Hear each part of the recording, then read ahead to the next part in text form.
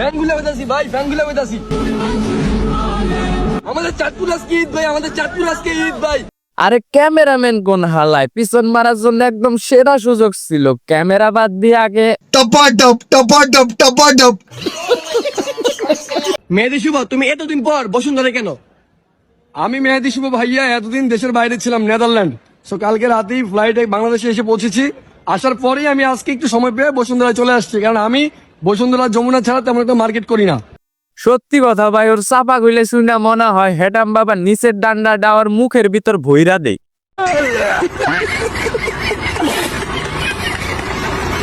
Hello বন্ধুরা, this is Gifari. Video title এবং thumbnail দেখে তো বুঝতে পারছেন আজকে কাকে লাড়া দেওয়া হবে। সো আগলা বকবক না করে চলুন ভিডিওটি শুরু করি।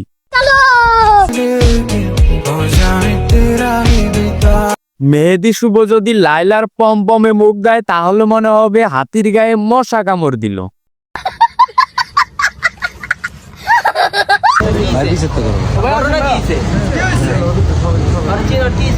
না না, পরে বললাম, যাই বললো যে এরকম করলো কি হয়েছে? বলছি যে আসলে কেন মানে এভাবে বললো আমার কাছে ভাই, বিষয়টা একটু আপনাদের বুঝেন ভাই, বড় ভাই। আমার মনে হয় ওই বালপাকনা মেহেদি আবারও প্যান্ট খুলেছে এবং পিছন ভাড়া বেশি চাওয়ার কারণে পোলাপান কট দিয়ে দিছে।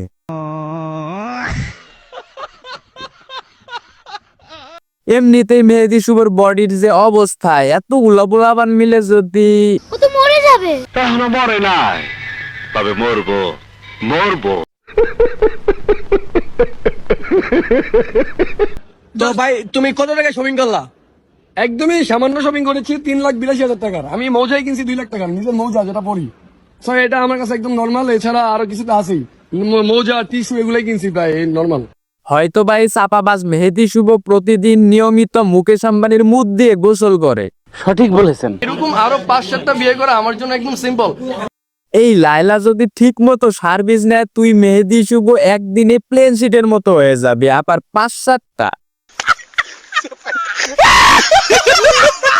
আমি চাইলে এখন দেশের বাইরে গিয়ে 5 কোটি এখনই মাইর খাবা। আপু কিন্তু অলরেডি খুব রাগ। এখন কিছু না বললো, ঠিক এই রাগে রাত্রে নিচতলা পরিষ্কার করে নিবে লাইলা। কথা কি ক্লিয়ার না ভেজাল আছে? তবে আমার জানা মতে মেহেদি শুভর কাজই ওইটা। নিঃসন্দেহে তুই ঠিক কথা বলেছিস।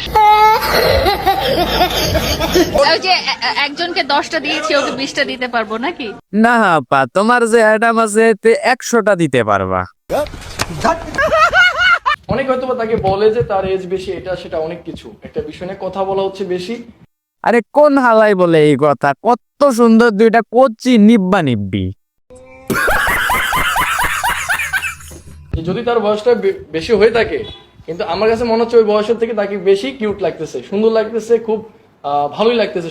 আমার মনে হয় লাইলা যখন এইটা শিখছে তখন মেহেদি শুভর জন্মও হয়নি।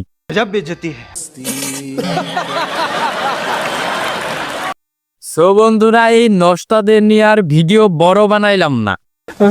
আজকের ভিডিওটি এ পর্যন্তই। ভিডিওটি ভালো লাগলে অবশ্যই একটি কমেন্ট করে যাবেন। ঠিক বলেছো। আর পারলে সবাই মেহেদি শুভর মতো করে একটি কমেন্টে চাপাবাজির ডায়লগ দিয়ে যাবেন। একদমই সামান্য শপিং করেছি, 3,82,000 টাকার। আমি মৌজাই কিনছি 2 লাখ টাকার, নিজের মৌজা যেটা পরি।